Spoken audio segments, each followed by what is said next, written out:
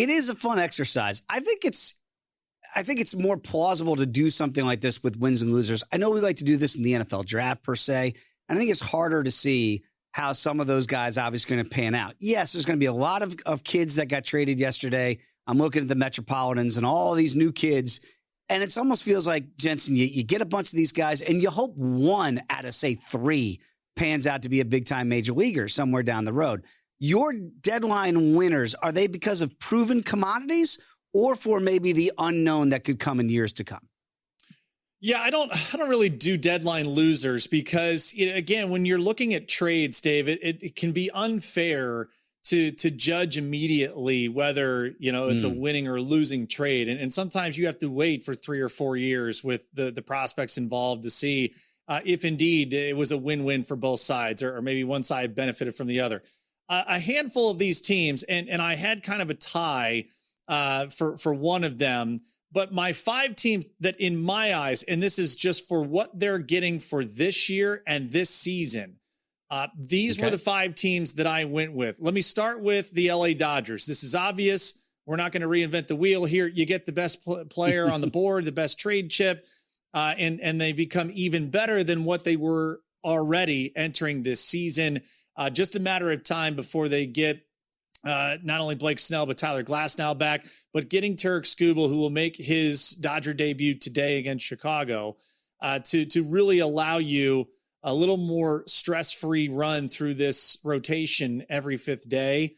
That is going to certainly allow you a little bit more wiggle room to allow some of your other rotation aces to be able to get right. I think they did some good things around the edges too. Ben Rortvedt, they were looking for a backup catcher just to have to allow Will Smith to be able to get right and be healthy. He'll be back in September at some point.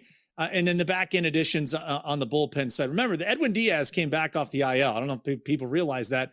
So that was kind of a little acquisition, if you will, internally for a guy that they spent a boatload of money on to be their stopper at the end of games here. They do get Chris Bubich back, who is working his way back from the elbow issue.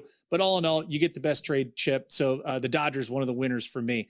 The other a couple ones, and I'll go quickly through them because I want to get your thoughts and how I think this affects the odds.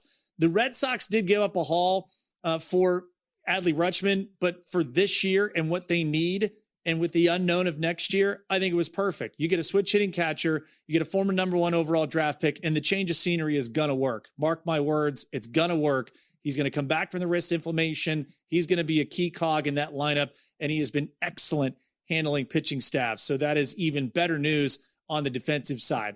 I've been singing the Chicago Cubs praises for a while. I think they were an absolute slam dunk winner of the trade deadline yesterday. They also, throughout the weekend and into yesterday afternoon, what did I identify with you? If you got top end starting pitching, you were right in the fight. Well, they did exactly that. You get a guy who pitched in the World Series in Kevin Gausman last year. You're going to get a guy in Clay Holmes, who before the injury day was absolutely phenomenal pitching there for the New York Mets. Tyrone Taylor's a nice auxiliary piece for them to use in certain spots.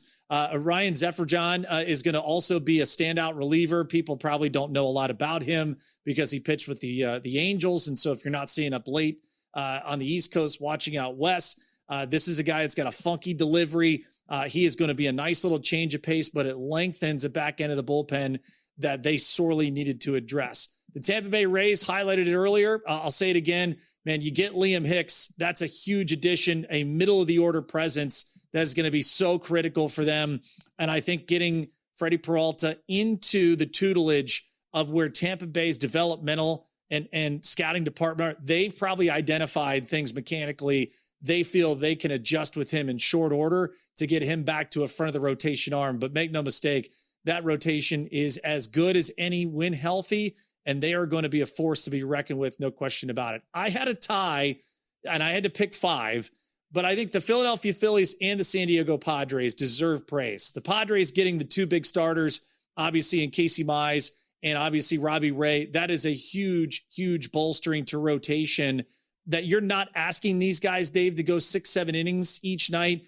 If you get through 5, hand it off to the best bullpen in baseball, or at least the best 1-2 duo. If you get through 6 or 7 innings, Morihone and Miller staying intact is a huge boost for AJ Preller. So absolutely love that. And then I think Philly and Dave Dombrowski did what they needed to do. You needed a contact-oriented guy.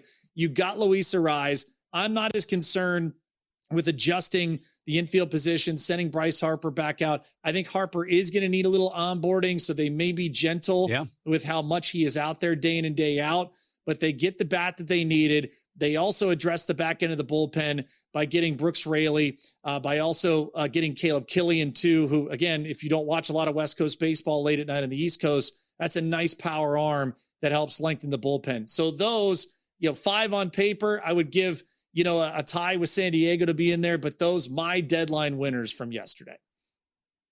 This time last year, once the trade deadline came and went, and, Toronto was leading the AL East at that point. The Yankees, everybody felt like it was a matter of time. And I did nibble on Toronto to win that division at plus money, and I got that home because they had about a 3-game lead right at around the All-Star break. When I look at the divisions in the American League now that the dust has settled here after the trade deadline, Jensen, what strikes me is the pricing for the favorites is very affordable. Tampa Bay is minus $1.20. The White Sox are minus $1.25. And the Astros might be the leakiest of the three. They're plus $1.10. Like normally this juncture, you're kind of decided, at least you've got a $3 favorite, a $2.50 favorite, something like that, which you're going to see in the National League, obviously, with the divisions being much wider in the National League than they are in the American League. But I look at those three teams. Houston, again, I mentioned that off the top of the program. They do get Dalton Varsho. They needed a left-handed outfielder, left-handed bat with an outfielder, and he plays great defense. I'm not sure about the offense there with Varsho. I don't know that they did enough, but Texas was so underwhelming at the deadline with what they did. Seattle made a move to get Taylor Ward. I know we keep waiting on Seattle. Is there a price point? Because maybe the one that jumps out to me is Tampa Bay at minus $1.20 with the additions they made. That feels like a pretty good bet at this juncture, unless the Red Sox, and I like what they did too, and I'm glad you had them included as your number one, that at least Craig Breslow took a shot with Adley Rutschman and said, we're going to make some moves here and go for this thing. I don't know if they can run down Tampa, but I think I'm less concerned about the Yankees today than I was 2 days ago. I like the raise price. I think they're going to be in that position to really be able to put a stranglehold on this top spot. And I think they also can move even closer to getting a top 2, regardless of where they are here the next couple of weeks. I think you are really putting pressure on the Yankees here without Judge. The more you can create space, the better off. I actually really do like what the Chicago White Sox did. And I know Cleveland made moves. They had to make moves. I don't know if I buy in as they're going to be as impactful, at least with where Joe Adell, who is terrible against right-handers, but he's great against lefties. Let's see what Nathaniel Lowe did in an underwhelming Cincinnati Red lineup. But, man, if you're Chris Getz, take a bow.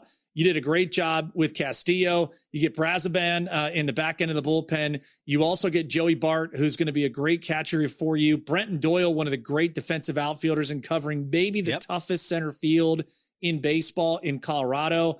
The White Sox are appropriate favorites at odds on. And I mean, I wouldn't even mind a little sprinkle on a Rays to win the East and a White Sox to win the Central at plus 230 parlay. That looks pretty enticing right now. I like that. And I like how you avoided the AL West, because I would too. I can't figure that division out at all right now with the Astros and what they're doing. They are the plus money choice now at plus $1.10. Seattle is the second betting choice, in Texas starting to drift a little bit in the marketplace here, about plus $3, $3.50 out there in some books as well. So the dust has settled there, Jensen. Great breakdown as always here. Your winners, again, the 5 winners for Jensen were Boston, Chicago, Cubs, the Dodgers, Phillies, and the Rays. Honorable mention went to San Diego. Maybe a little honorable mention as well to the White Sox, Jensen? Yeah. I think those are in great spots. And here we go. Get ready to get the sprint started today, man. Going to be a lot of fun to watch.